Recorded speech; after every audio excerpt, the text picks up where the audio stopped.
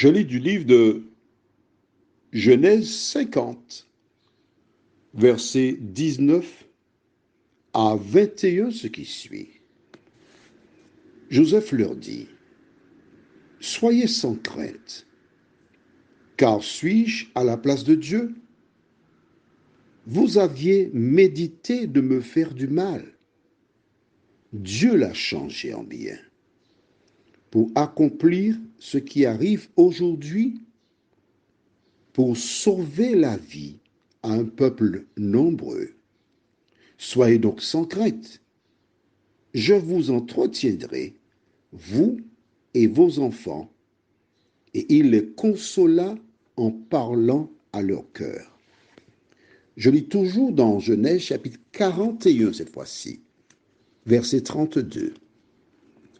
Si Pharaon a vu le songe se répéter une seconde fois, c'est que la chose est arrêtée de la part de Dieu et que Dieu se hâtera de l'exécuter.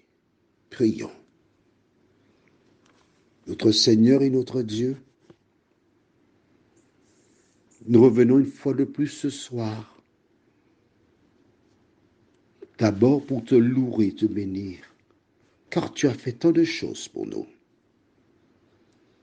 Deuxièmement, pour nous restaurer en découvrant ce que tu as en réserve dans ta parole pour notre salut.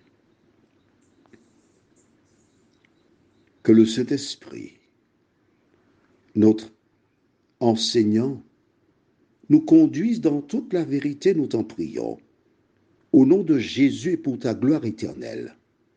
Amen. As-tu noté avec moi, dans Genèse 50, verset 19, Joseph leur dit, « Soyez sans crainte. » Au verset 21, il répète encore, « Soyez donc sans crainte. » À deux reprises, il dit, « Soyez donc sans crainte. » Pourquoi? Tout simplement parce qu'il y a un principe. Le principe se trouve dans Genèse 41, verset 32. Pour celles et ceux qui ne sont pas familiers au récit de la Bible, le Pharaon a eu un premier songe, puis un deuxième. Dans l'un et l'autre, il y avait 7 vaches grasses, donc énormes, qui furent suivies de 7 vaches maigres. Cette dernière engloutir les 7 vaches grasses, et bien qu'elle ait mangé les 7 grosses vaches, la Bible déclare qu'elle demeure rare, intacte, maigre. 7 beaux épis, suivis de 7 épis maigres, qui engloutirent les 7 beaux épis et demeurent toujours aussi rachitiques.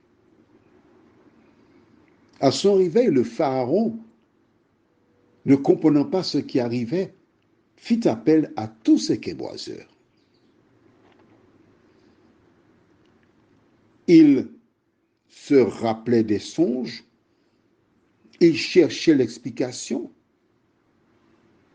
mais les québoiseurs furent impuissants de répondre de manière satisfaisante. C'est alors que Joseph, qui était en prison, fut appelé parce que les chansons et le panetier, donc 2 serviteurs du roi, avaient été jetés en prison. Ils eurent chacun un songe la même nuit. Et au petit matin, ne trouvant pas l'explication, Joseph le leur donna. Je profite pour ouvrir une parenthèse. Dieu parla à ces 2 hommes dans un songe. Dieu parla à Pharaon aussi par un songe.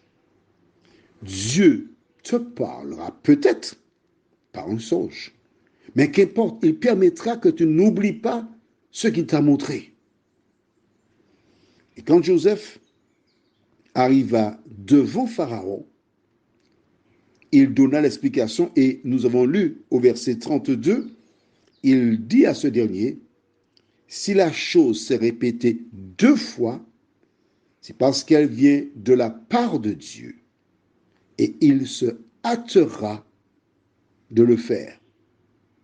Effectivement, dans le rêve, les vaches grasses représentaient 7 années d'abondance et les 7 vaches maigres, 7 années de famine. Et c'est lors de la 2e année de famine que les frères de Joseph les rencontrèrent.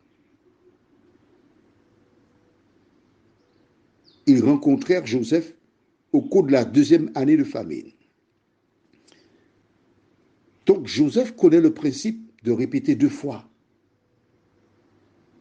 C'est pourquoi entre le verset 19 et 21 de Genèse 50, il dit à 2 reprises à ses frères,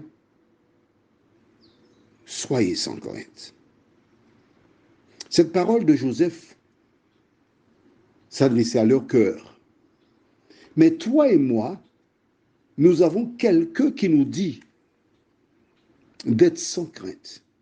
Et cette personne, c'est Jésus de Nazareth. Dans le livre de Jean 14, les versets 1 à 3, il fit cette déclaration. Que votre cœur ne se trouble point. C'est l'équivalent de soyez sans crainte. Croyez en Dieu et croyez aussi en moi. Il y a plusieurs demeures dans la maison de mon Père. Si cela ne l'était pas, je vous l'aurais dit. Je vais vous préparer une place. Et lorsque je m'en serai allé et que je vous aurai préparé cette place, je reviendrai, je vous prendrai avec moi, afin que là où je suis, vous y soyez aussi. Les paroles que Joseph tint à ses frères porta du fruit, peut-être. Nous n'en savons rien. Mais ce qui est important pour toi et moi, c'est de savoir que lorsque Jésus partait vers le ciel, deux anges apparurent et dirent aux disciples, hommes galiléens, pourquoi regardez-vous vers le ciel? Ce Jésus que vous avez vu reviendra de la même manière que vous l'avez vu monter. Voilà donc pourquoi, au milieu de la crise, des souffrances, nous gardons cette espérance que certains chantent, car j'ai en mémoire cette chanson qui dit « Je sais qu'un jour, mes yeux verront Jésus ». Prions. Notre Seigneur et notre Dieu, nous te bénissons pour le bonheur que tu nous donnes d'être enfants de Dieu. Merci Seigneur pour la parole, celle qui fortifie l'âme. Tu nous as dit que votre cœur ne se trouble point. Au milieu des épreuves, au milieu des soucis, des alarmes, d'aide nous aider, ô Dieu, à rester fixés sur ta parole. Nous t'en prions au nom de Jésus pour ta gloire éternelle. Amen. Je te souhaite une bonne nuit et que l'Éternel continue de te faire du bien. À bientôt.